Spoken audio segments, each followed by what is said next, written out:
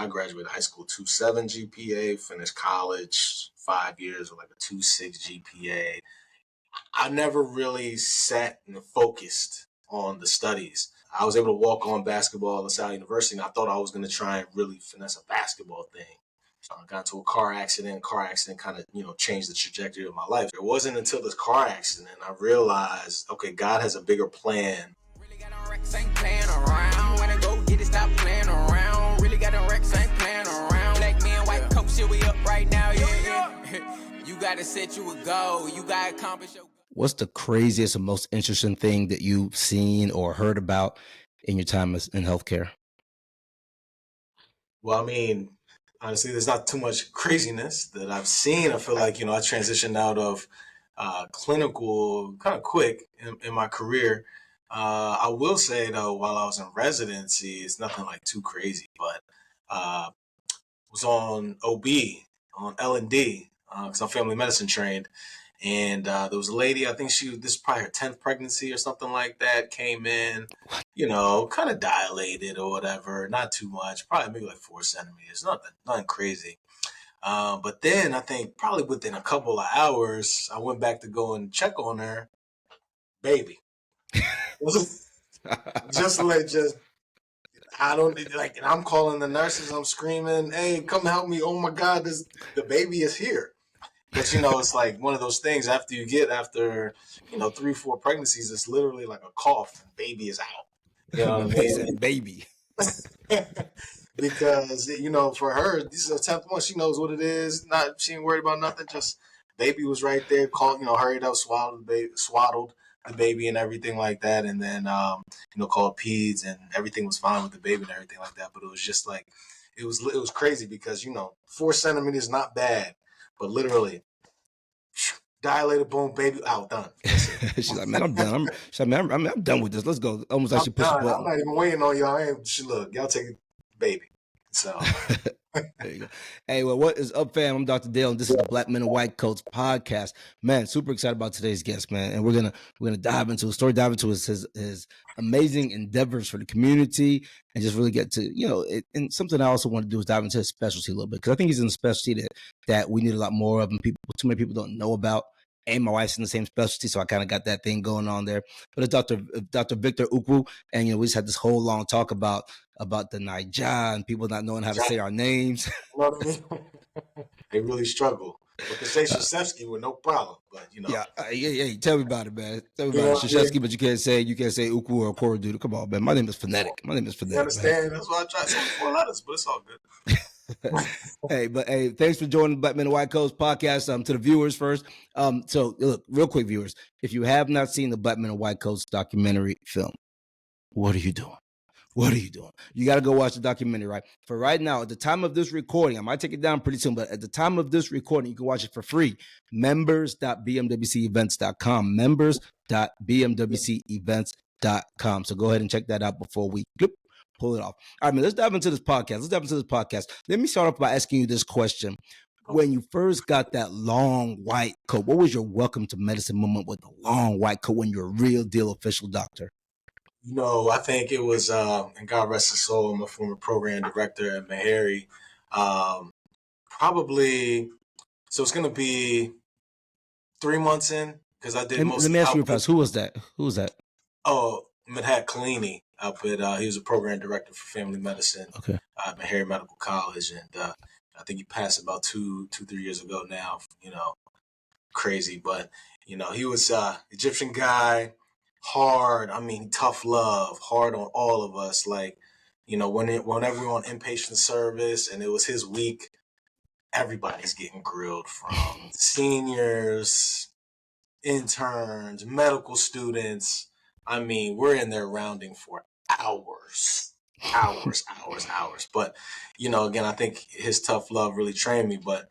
And so I say all that because my welcome to the white coat was, I'm my first week on service, and here comes Kalini, my first week. And, as an intern, I kind of knew him because I went to medical school at Meharry as well. And, first patient I'm presenting, I just started, 56-year-old patient, past medical, stop.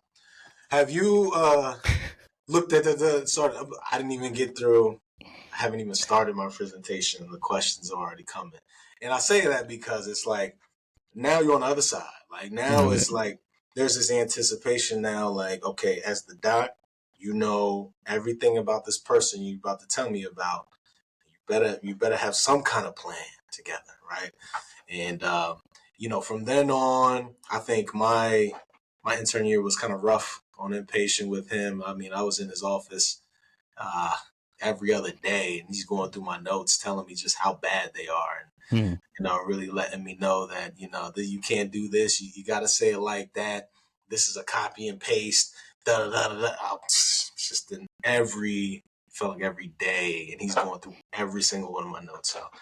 So I think it was just like from then on, I realized just how detail oriented, how difficult the training of medicine is. Not just studying, the books and trying to memorize stuff. Now it's like there's real deal application to it. You know what I'm saying? And let me ask you this: what did that do for you, though? that was everything. That was everything. I mean, I'm like I said, God rest his soul. I'm so grateful that I had the opportunity to train under him because I think I was not nearly as detail oriented. I kind of felt like you can kind of finesse your way through and talk your way through and just kind of figure it out as you go. But it really made me sit down and really be like, all right, I gotta learn. I gotta truly understand how to be efficient and how to everything about medicine. Just change my approach, and that's helped me to this day because trying to juggle many things that I'm involved in. You got to be efficient with it. You got to be quick. You got to make a decision, stand on your decision, and move. You know what I mean? So. Yeah, I like that answer. Every time we ask, we always ask that question on the podcast, right? And everything is always kind of about kind of the patient care, something happened with the patient care. I like your perspective, right? Because it does remind us about the whole other aspect of when you get that long white coat. It's not, I mean, it's all about patient care, but the education to make you become somebody who's good at patient care, right? So that answer in terms of, hey, let's not forget about the people who helped us become who we are, right? Especially at places like Meharry, HBCU, Historically Black College University. Let's not forget about those places. I'm gonna normally I would like take you way back to when you were a kid and ask you a question about that, but I'm gonna ask you about Meharry. Let's get it. I got a special place in my heart for Meharry. My wife went to Meharry. She graduated from Meharry 2010. So yeah, okay, cool. I did post back and I started in 2010 actually. So yeah. You started Meharry in 2010? Yeah, man. Okay, got you. So you started right when she left, right when she was finishing. Yeah. I got you. Yeah, so I spent a lot of time in Meharry. As I always tell people, I spent my own match day at Meharry instead of in my med school, right?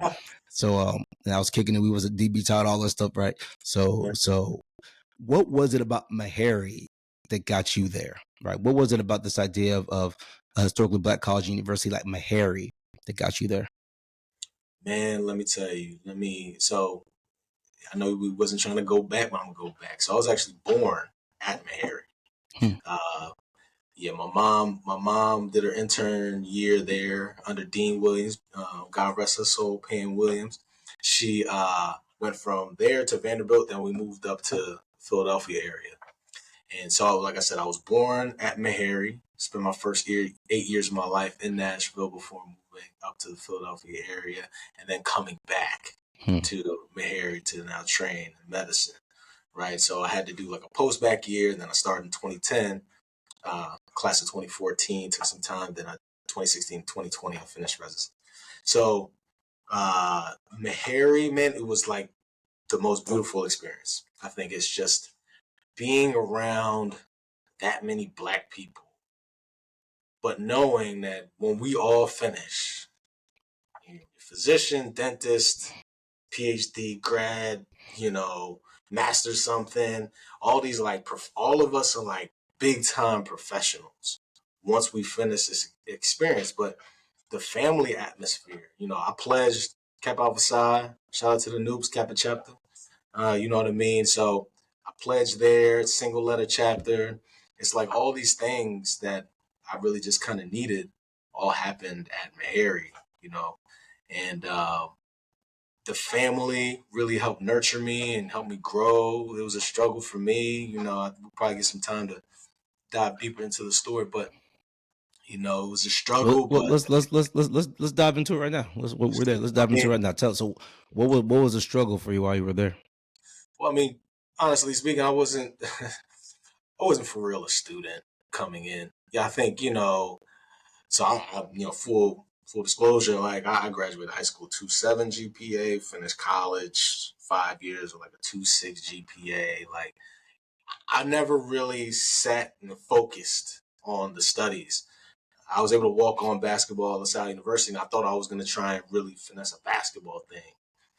Got into a car accident. Car accident kind of changed the trajectory of my life. So it wasn't like I wanted to be a doctor. It wasn't until this car accident I realized, okay, God has a bigger plan than just because I wanted to be a Division I basketball coach. That was like my goal and my dream. And so after this accident, I felt like God was like, well, this coaching thing that you want to do is like a bigger scale. It's not coaching just athletes. But you like coach the community in a different way. So, I just trekked down the road towards medicine. And it was a long haul. It was a long, tough road. I had to learn how to study. I had to, learn how to take in information. I had to learn how to network now because I don't have anything on my resume. I'm nothing medical. I didn't start taking the classes until my senior year of college. I had to go to Rutgers and, take the classes, and then I got in a post-bac. So it was like, So what year did you graduate? What year did you start undergrad? I started undergrad in 2002. So let's do the math on this. So let's do the math on all this. All right. So we're gonna count up your years, right? So this is Dr. Victor Ukwu's journey to becoming family medicine doctor and now administrator. And God doing so many great things for the community, which we'll get into man cave and everything. But we're gonna do the math on your journey to becoming the doctor that you are today. All right. You graduate you graduate high school in when? 2002. All right, so what are the years in college then? So then it went from 02 to 07. I went to Pitt, failed out. Then I went to LaSalle 03 to 07. Okay, so you go to Pitt, don't play basketball at Pitt, right? Failed out of Pitt.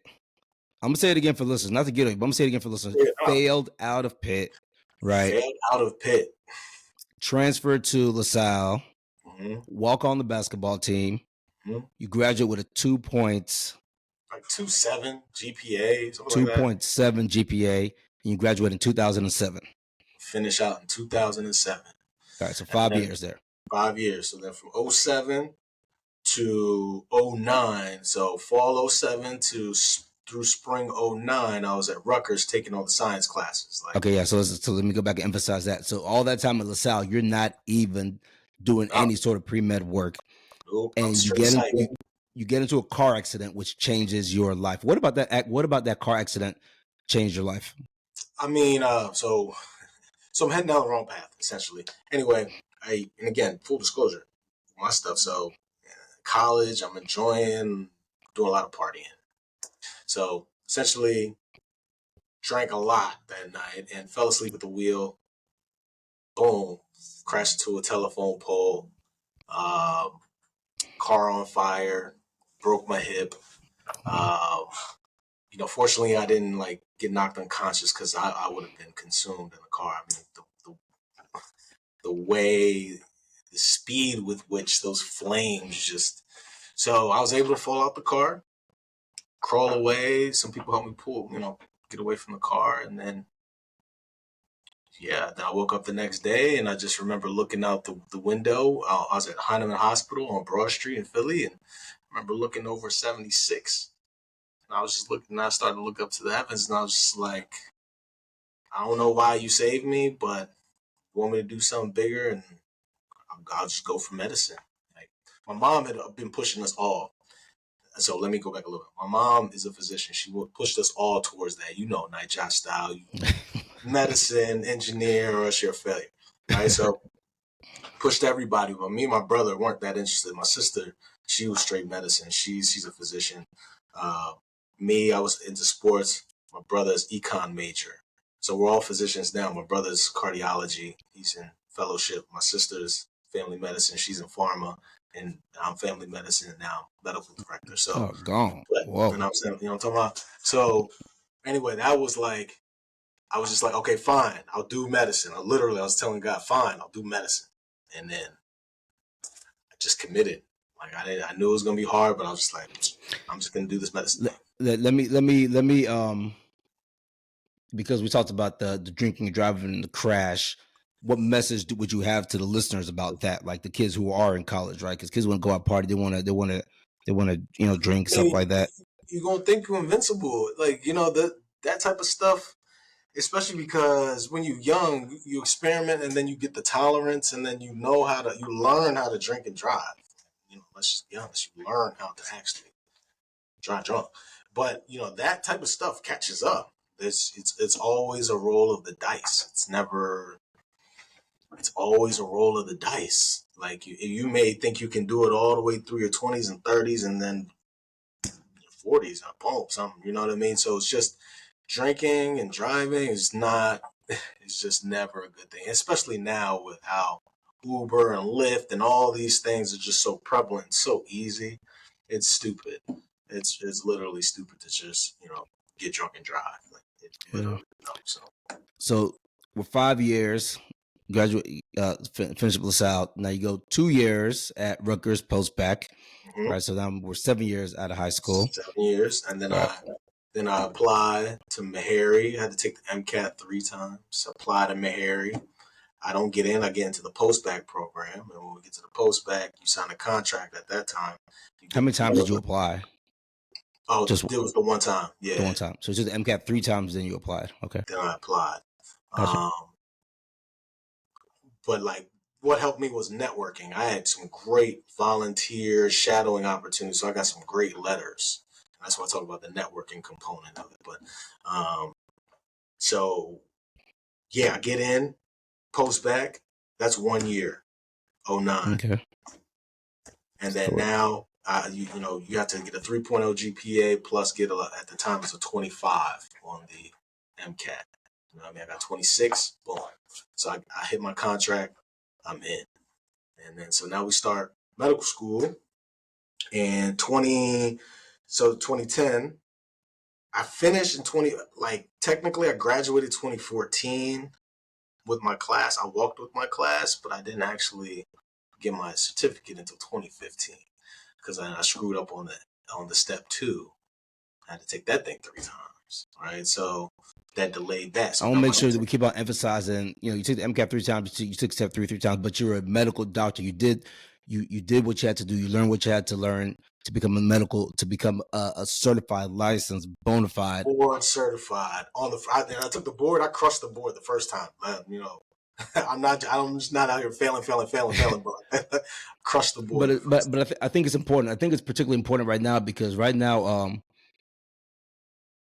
and let me be clear, doctors should be smart, right? So I'm going to make sure that there's no doubt in what I'm saying. Doctors should be smart. Nobody's saying that we should lower test standards. I don't believe in that. Nobody's saying that doctors should be smart. But just because somebody doesn't do well on the test or whatever, the first time, second time, third time, whatever, even if they, at the end of the day, what you want are people who care about patients and who can take care of patients. And the test itself is not the greatest predictor in terms of saying who's going to be able to take care of a real human being, right? We can get into that. Let's get into it, man. What are your thoughts on it?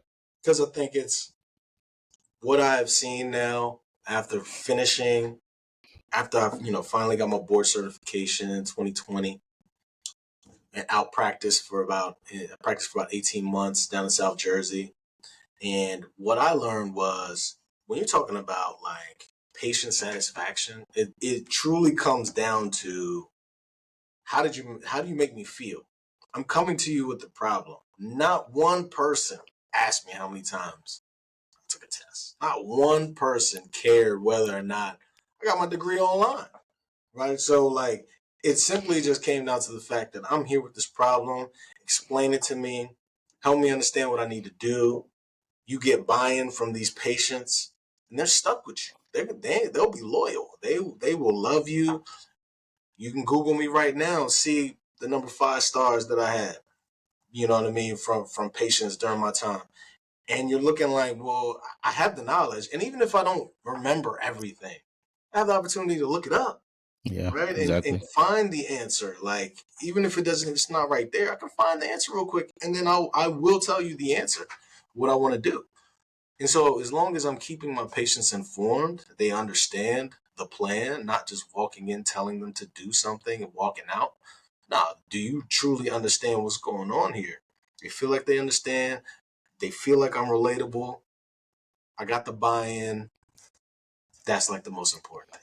You know, I don't know if they've done this study, but if not, somebody listening, if check it out. If this study hasn't been done, somebody listening should do this study.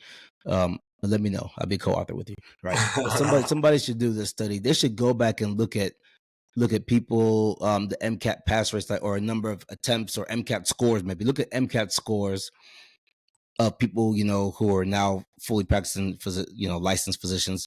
They should go back and look at your MCAT scores and do some sort of correlation between, like, MCAT score and patient satisfaction, MCAT score and more important, probably patient outcomes.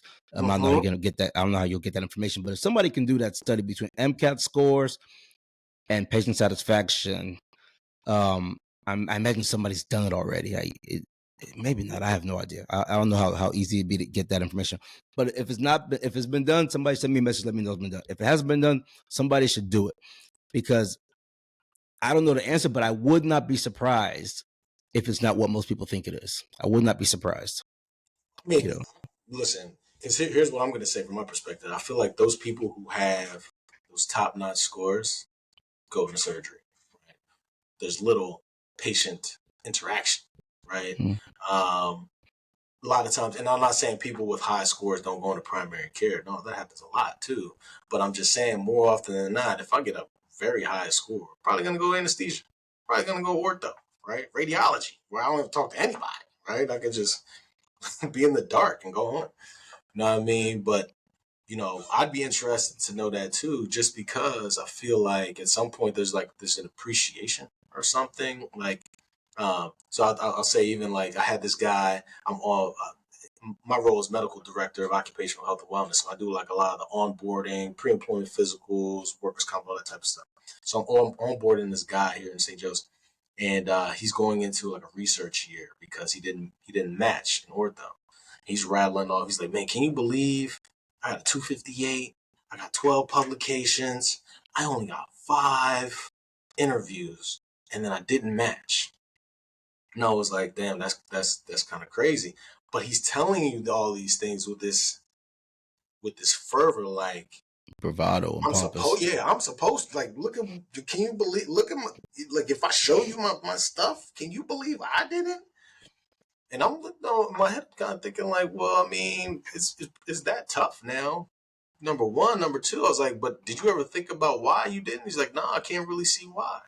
Well, every time I went into an interview, they asked me these real superficial questions. They ain't like asked me ortho questions. They asked me about sports. And I was like, okay, well, did you think about maybe they're testing you to see what's your connection, what's your story to ortho? Like, I'm listening to you, you don't have a story for ortho. Yeah. You just have the stuff on paper. That's it. Meanwhile, they're interviewing hundreds, maybe thousands of candidates who are connected, who know exactly why they're doing ortho. And I bet you somebody matched with like a 224 and 2 publications. You know what I mean? Because they're connected to it. They understand exactly, like, especially if it's a particular program. I know exactly why I'm here. I like this that. Is the story. I like what you're saying. I like what you're saying. This idea, and so this is good for med students. Be connected to the field that you want to go into. Like, what is your connection? That's a good way to look at it, right? Mm-hmm. So for all the med students, or really anybody in any job, not even medicine, but any job you're into, that's probably a very good way to look at it. Say, man, how am I really connected to this career? It's what I want to do. Gotta have a story, man. Like, in all honesty, and I think that's even now when I'm trying to pursue all this stuff with the man cave. I'm telling men my story about, like, why I want to do men's health. It's not a fad thing. I know men's health right now is a whole thing, mental health, talking, and I got you. I got that. But, like, I'm truly connected because of me as a man. I know how screwed up I've been. and now have this opportunity to truly, like, as a physician now, not like, see, I think it hits different because if I was a basketball coach, I think there's this anticipation that, like, yeah, you were an athlete, something happened, and you're still connected to the sports, like black people are connected to like the sports and the music or something like in that way. Whereas now, as a physician, I'm trying to connect to men. Let me tell you, I'm going to break down medicine to a black man in a much different way. I'm not going to use big jargon. We're gonna have, like, we say barbershop talk. We're gonna, like, sit there. We're gonna act like we just drinking. You're gonna tell me stuff, and I'm gonna tell you stuff about medicine. I'm gonna spit it to you raw about why you're wrong, or spit it to you raw about, like, you completely missing it. Like, so let's dive into man cave, but real fast. Let's finish doing the math on this because I want the listeners to know. I want the listeners to know, like, how many years it took you total to finish to that in the bud. 02, 2020. 2020, I came out and I'm a doctor. 18 years. Here's my question to you. 18 years. Here's my question to you on that 18 years. Would you do it again? Hell yeah. Absolutely, without a doubt. I mean, without a doubt. In that, like, I had some of the highest of the highs, some of the lowest of the lows, but I mean, the purpose, the reason why I went into medicine for a reason, not just like, I'm not just like this, I don't have crazy scores. I'm just not an academic person. Of course, the next step is medicine. Nah, like, went into medicine knowing, like, if I can become a doctor, when somebody sees that with a 2.7 GPA, starting out with nothing on my stuff about medical, none of that, nobody vouching for me, nothing, and I can get to medicine, it's not to say that you can become a doctor too, but you can overcome, for sure.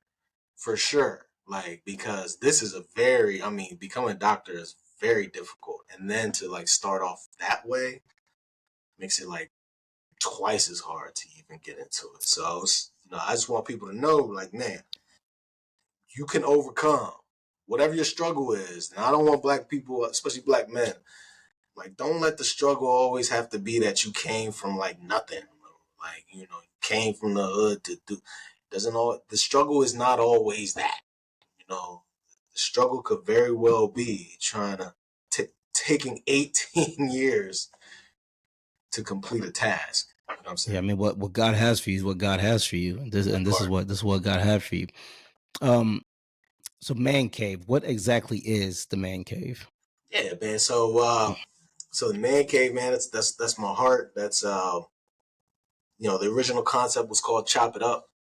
Where I wanted to go. So back in 2019, I had to do my capstone for residency, and I looked at some of the numbers around colon cancer screening, and looking at men don't screen, and then you look black men damn sure don't screen. So I was like, all right, so then what's the problem? I was like, well, there's the biggest problem: engagement. Right? First of all, we just don't know how to engage men because really there's no messaging about health from probably 25 until about 45 when they tell you got to start doing some screenings.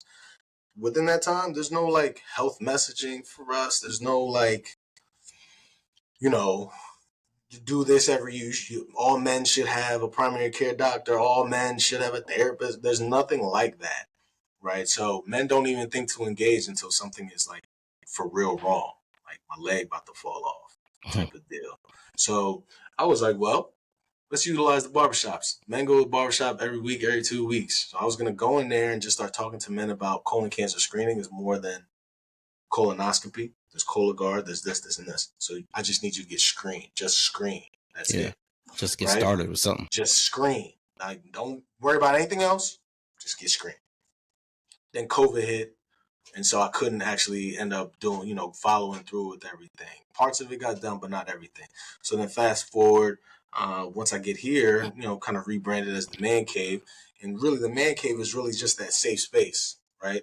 Like, barbershop is a safe space, but I wanted to just create a place, an environment where men can feel comfortable talking about their stuff, right? But I wanted to engage them in a different way. So I wanted to have, like, sort of like conversation, a podcast like a thing, but within a health fair. You know what I'm saying? So I organize a whole bunch of community organizations and different, health stuff, screenings, But we're gonna do that for a part of it. But then we sit down, and everybody that's here is gonna come and sit down. We're gonna have conversation. And after we have conversation, if you didn't get connected to that resource, go right back, get connected. So leave with something. Don't just leave inspired, but leave with an appointment. Leave with a certain test done. Leave with, something tangible that first step towards your health. So that's what I love that, man. I love a lot of stuff you're saying. Even I like that, just that phrase, leave with something. Leave with something, like more than inspiration. Because as soon as you get out there, as soon as you close that door, you walk out that door, inspiration gone. Because the real world, that hits you in the face. You gotta leave with something tangible that you did in your hand. You know what I'm saying? So that was like the whole premise of that. And then really the emphasis and the focus is on primary care and preventative services, preventative care.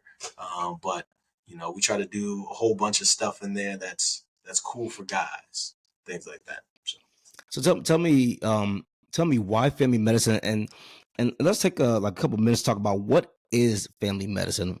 Of course, I know what it is. My wife does it, right? And of course, I went through med school and stuff.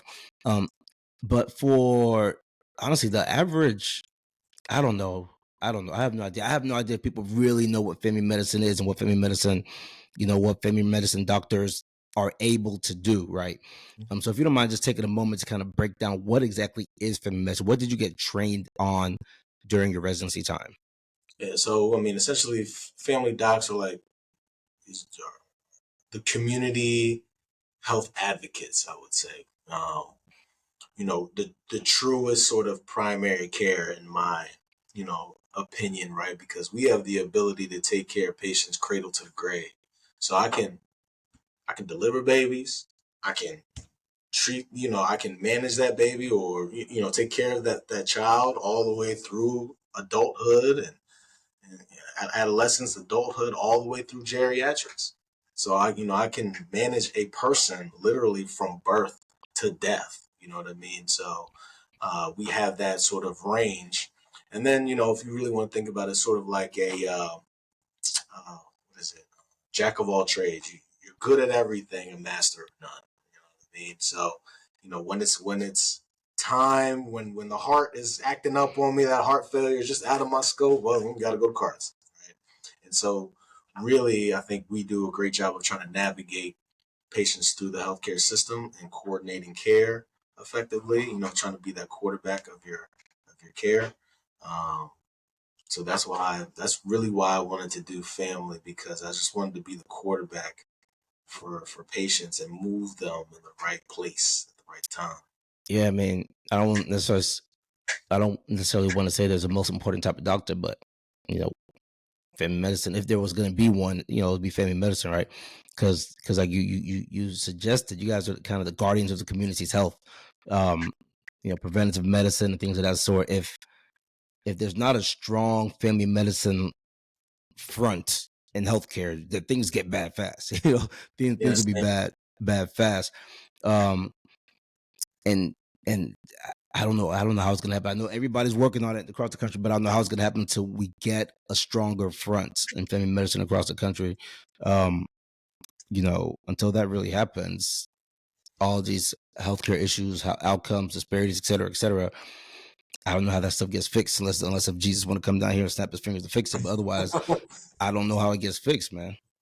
I think there's opportunities. I think with the way policies are starting to shift, maybe, hopefully, with like value-based care. I know that's a buzzy thing right now, but I do think that concept of the value-based care, where now you made a comment earlier about patient outcomes. Now outcomes are is different than sort of like those metrics and stuff that we as physicians have to hit, right? Because truly patient outcomes are like for the patient. For instance, if the metrics for the payer or the insurance company is for a diabetic is to see them 4 times a year every 3 months, I can hit that. and then I can hit these metrics that they say I need to do, and I can be labeled as like a 5-star doc. But the A1C is still 8. It's still 9. Yeah.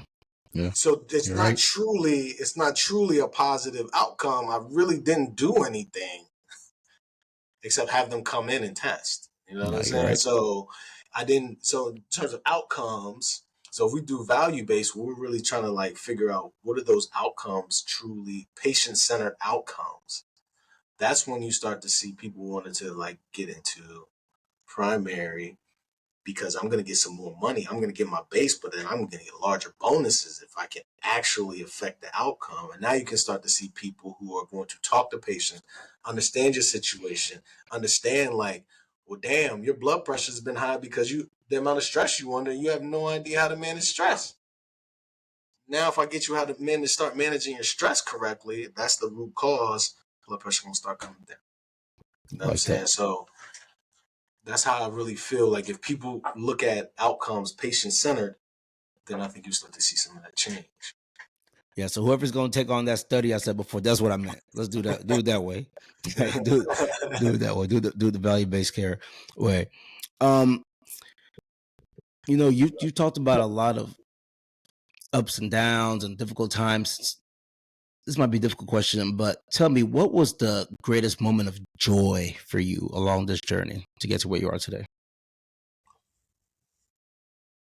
Okay, I think joy. You know, my wife would kill me if I say it's the day I met her. You know what I'm saying? But I think I think the day I met her, I think it was and I'm not saying this to be corny for real, but like truly, because I was on this upswing in 2015. Like, so I finally passed step 2 enough, you know what I'm saying, to be able to apply for, residency in 2016. And so when I met her, it was probably about a month after I finally passed. You know, I went on this awesome cruise. I was like at the height. I was in the best shape of my life. I was at peak Vic, you know what I mean, at that time. Then I meet her and it was like, man, damn, you fine as hell. You trying to do medicine, like, and you go talk to me? Man, all right, cool. So like, I felt like that was like a truly the peak of me and everything that was going on, because everything was just going right. Finally, matched lady my dreams, boom, and then our marriage was crazy. Or the wedding, our trad and the white was crazy. And trad, hold on now, you're gonna have to break trad down. People don't know what trad is. You have to break it down. The traditional wedding, traditional ceremony. That's actually, it's way more popping than a white wedding. If you ain't never been to a trad, it's popping than a white. So yeah. I didn't do. We mixed ours up together, so we did everything in one, which it's cool, whatever. Save money, but we didn't get to do the full out experience. My sister did all that stuff, but we didn't get to do the full out experience for all that. Understood. So if you could go back and talk to your 15-year-old self, what would you tell your 15-year-old self? You a bad man, boy. You better slow down. Be one of the first things I'd tell him. And it's kind of like this weird mix, because I would also tell him, like, I could have for real played ball if I had actually like for real and just like put my heart and soul into it. So I want to tell him, you can hoop, but I'll probably tell him hoop to develop the discipline, like get discipline in training and becoming like a very good athlete, because you can get somewhere with that. And then, but I don't even know, man. Think about,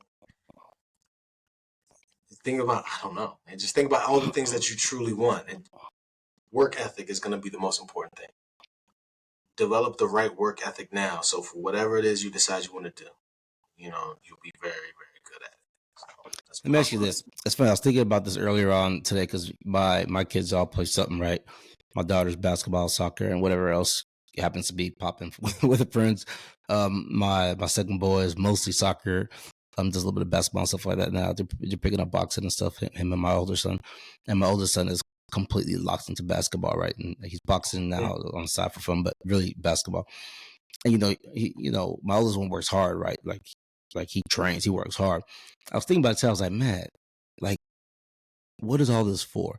Like all the amount of time you're spending doing all this. And I was like this too when I was young. So, I did, of course I'm probably around, I graduated high school too also. So, when we were growing up, nobody was being trained and stuff like they are today. So it's a different world. Yeah, it's a different world. But, he works out so much. And sometimes I just think like, to what avail is all this, right? Like the hours and hours in the gym, like, man, if that time was used for something else, like sometimes I wonder, should I just tell him to stop and go do something, but he does, academics top, right? All that stuff is there. But I just wonder, like, to what avail is all of that? So I'd be curious to know your thoughts on it. I know there's discipline stuff, but I just think like, man, what if you just use that time to go learn about investing or, something else, right? Or if I'm a person of the Bible, what if you just learn like strong biblical concepts? I believe the Bible stands for basic instructions before leaving Earth. That's what some people say, right? So what if you just learn these basic instructions that are going to set them up for life in general, right? Rather than just saying you're throwing a ball into a hoop, not knocking basketball, right? Because that was me too, and I coach. I love it. That half my life is in the gym. If I'm not in the hospital, I'm probably in the gym, right? So I'd be curious to hear your take on that, and also what did it feel like for you? Because I'm sure we have so many people, athletes, right, who are people like us, who wanted to play and then ended up going down a different path. What did it feel like for you when you realized you had to stop and it wasn't going to work out? Hated it. First of all, the craziest part about that is like, so after I had the accident, the coaches came back and offered me a scholarship. Oh wow! And I can't now. I got broke hip. I never forget. I remember when they called me saying, "Oh, the coaches they want to bring back on the team." Da da da. We're gonna give you this. So have a scholarship. Your room and board. At the very least, we're gonna give you your room and board. I mean, I can't do it, man. I broke hip. I got like almost a year's worth of rehab going there. Oh man, I was so pissed. But I think when I look back and I just think about, well, that's God letting you know you could do it. Yeah. You know what I'm saying? Like you were good enough, like with that basketball thing. So there's nothing else that I'll tell you. While you're on that, I'll tell you my story, right? So I played basketball, throughout high school. I actually quit right before district my senior year. Coach wasn't playing, kind of, got into it, stuff like that. My parents weren't happy with it, whatever. I go off to the University of Missouri for college. I could hoop, right? I could hoop for real. I go off to the University of Missouri for college. My parents were always like, if you're not going to the NBA, don't play college sports. That was my parent, Nigerian, same thing as you, right? If you're not going to the NBA, don't play college sports. So I was like, okay, I'm not going to play. The sophomore year, I'm like, man, let me just go out there for fun for tryouts. So I go out for tryouts. I kill tryouts, right? They don't pick anybody up. And I didn't think nothing of them. Like, oh, whatever. They're not picking anybody up, right? These are high level D1 major ball players.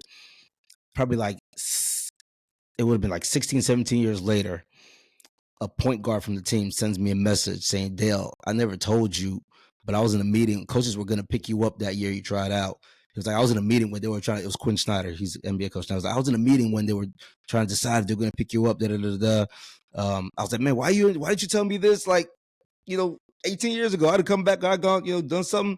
He's like, man, my head just wasn't in the right spot. He was a point guard on the team, right? So I would have been competing for this stuff. But whatever is cool. But I think about it, this exactly what you just said for me is kind of the same thought process. Like, maybe God just let me know, hey, like you are right. You really could do this thing with the ball, right? Just wasn't the journey for you. Exactly. You know what I mean? Because I think had I got consumed with that ball life, I wonder what that party life would have been like. Oh, yeah. You know what I'm saying? On the back end of that. You know what I'm saying? So, because I know who I was without, it's just a walk on and stuff. So, but then to, answer your other question, I guess it was more about looking at your boy and what is all this about? What's all this really for? I think what I've realized is as you get older, busy. So how do you, because you do 2-3 hours of basketball, because you still go and study, you still have to have an interest outside of the things you're supposed to do. Right. So for me as the medical director, I got my job here. I still, I got 2 kids. My girl is 7, my boy is 5. You know what I'm saying? I'm still a husband. We still got to do all those things. But I still got the man cave. I still got my nonprofit that must be built. So I still must have time to do what I feel like this is God's work, what I'm doing. Not even this, my role as medical director. I love being a husband and father, but I feel like this is God's work because nobody's doing this. And I have to make sure I do that. You understand? So, all that stuff that you're doing, you still have to make sure you have time for the Bible. You still have to make sure you have time to learn these other skills, right? How to, technology, AI, all these things, because these are the things that's changing the world.